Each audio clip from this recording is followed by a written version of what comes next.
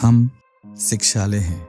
हम एक उम्मीद हैं इस बात की कि झुग्गी में आर्थिक विकलांगता का शिकार बचपन, कूड़ा चुनता, नशा करता और भीख मांगते बचपन में भी अपार संभावनाएं हैं। बस दरकार है उसे संभव करने की। हर बीज में वृक्ष की संभावनाएं हैं, हर पत्थर हीरा है, हर कंकर संकर है। वैसे ही हर बचपन बेमिसाल है।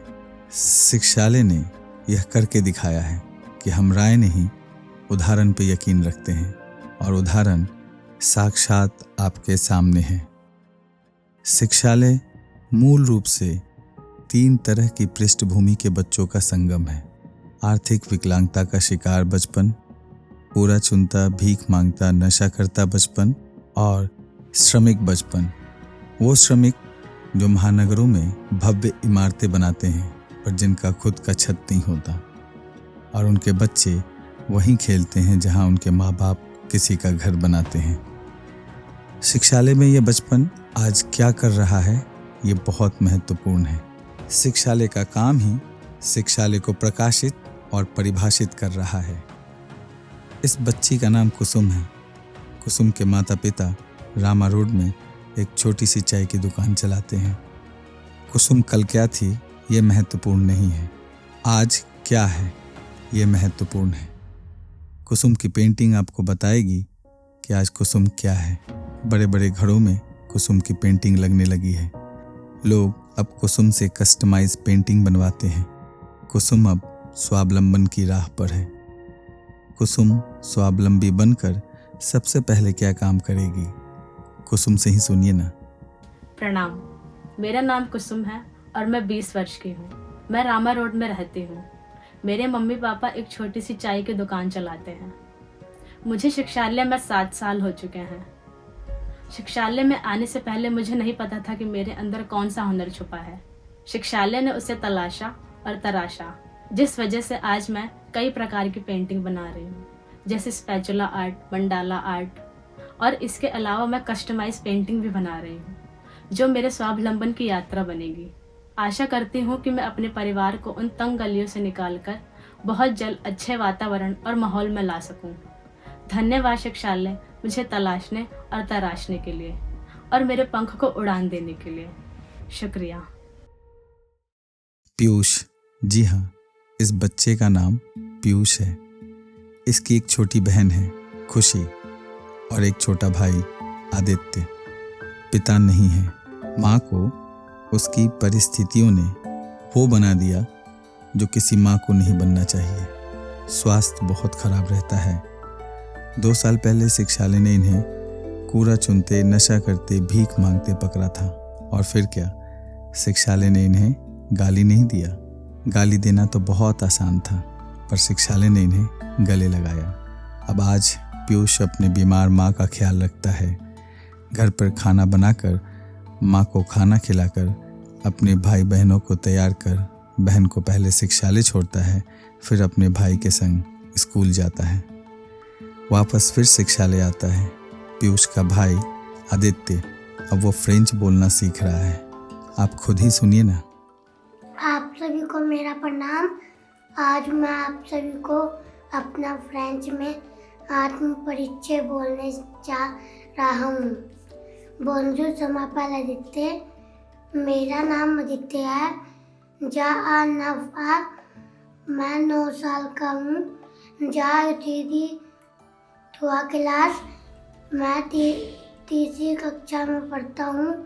जा एमना चोकोला, मुझे चॉकलेट पसंद है। जा दिक्कत मोन एग्जाम, मुझे एग्ज़ाम पसंद नहीं है। धन्यवाद। ऐसी ही कहानी है कंचन और सुजीत की। ये भी नशे के आगोश में थे, पर अब ये स्कूल जाते हैं, शिक्षालय आते हैं और समाज के मुख्य धारा में आ गए हैं। कंचन को सुनिए ना। आप सभी को मेरा प्रणाम। मेरा नाम कंचन है। मैं 8 साल की हूँ। पहले मैं कूड़ा चुनती थी, नशा करती थी। अब मैं शिक्षालय भी आती हूँ, स्कूल भी जाती हूँ। मुझे शिक्षालय में आना बहुत अच्छा लगता है। मुझे स्कूल जाना बहुत अच्छा लगता है।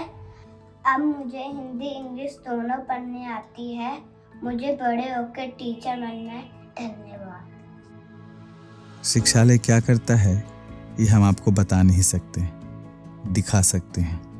7 साल पहले जो बच्चे शिक्षालय आए थे, आज वो शिक्षालय का खुद का डिजिटल प्रिंटिंग यूनिट चला रहे हैं। फिल्म मेकिंग, ग्राफिक डिजाइनिंग और भारत का पूर्णतः बच्चों के द्वारा संचालित प्रथम पॉडकास्ट भी चला रहे हैं। शिक्षालय की 2 बच्ची अनु और श्रेया सुंदरकांड से अपने लिए सुंदर पथ का निर्माण कर रही है। इन्होंने भारत के सर्वश्रेष्ठ संगीत संस्थान गंधर्व महाविद्यालय की प्रवेश परीक्षा को उत्तीर्ण किया और पूरे भारतवर्ष में 5वां स्थान प्राप्त किया। रसराज जी जैसे महाराज जी ने भी इनकी प्रतिभा को सम्मान दिया है। वंशिका, इसके बारे में शिक्षालय नहीं बोलेगा, आप वंशिका से ही सुनिए वंशिका की कहानी। आप सभी को मेरा प्रणाम। मेरा नाम वंशिका है। मैं 7 साल की हूँ। मेरी मम्मी का नाम सीमा मलिक है। मेरे पापा का नाम खुश बहादुर है। मैं पहले शमशान घाट में रहती थी, अब मैं शिक्षालय में ही रहती हूँ। शिक्षालय ही मेरा घर है। मुझे बड़े होकर पुलिस बनना है। धन्यवाद। देबू, इसकी कहानी भी इसकी जुबानी सुनिए। प्रणाम, मेरा नाम दीपांशु है। मैं 6ठी कक्षा में पढ़ता हूँ। मैं 12 साल का हूँ। मैं पहले अपने पूरे परिवार के साथ सुदर्शन पार्क में रहता था।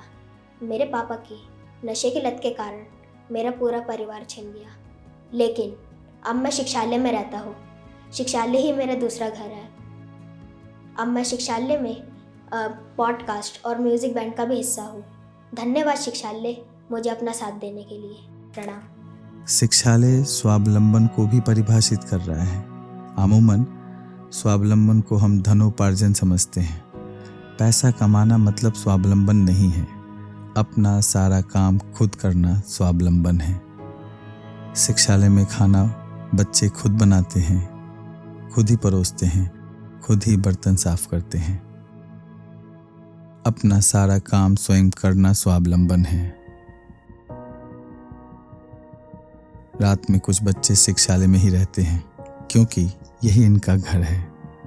माफ़ी चाहूँगा, बता नहीं सकता ये यहाँ क्यों रुकते हैं। हाँ, इतना ज़रूर है कि सबकी अपनी अपनी कहानी है। शिक्षालय उन कहानियों को एक सुंदर अंजाम देने में लिप्त है। आज शिक्षालय को समाज और दिल्ली पुलिस का पूरा साथ मिल रहा है। बच्चों द्वारा संचालित डिजिटल प्रिंटिंग यूनिट को हमारे CSR पार्टनर और दिल्ली पुलिस काम दे रहे हैं। सच पूछिए तो अब शिक्षालय काम भी मांग रहा है। शिक्षालय को दान और काम देकर हाशिए के हुनरमंदों को मंच दीजिए। शिक्षालय को दान और काम दीजिए। आप एक बार शिक्षालय ज़रूर आइए, आप शिक्षालय के हो जाइएगा। बस आखिर में एक ही बात कहूँगा, आइए ना, साथ दीजिए ना। धूल फाक रही कहानियों को एक सुंदर मुकाम देते हैं, समाज को सुंदर और खुद को एक अच्छा इंसान बनाते हैं। प्रणाम।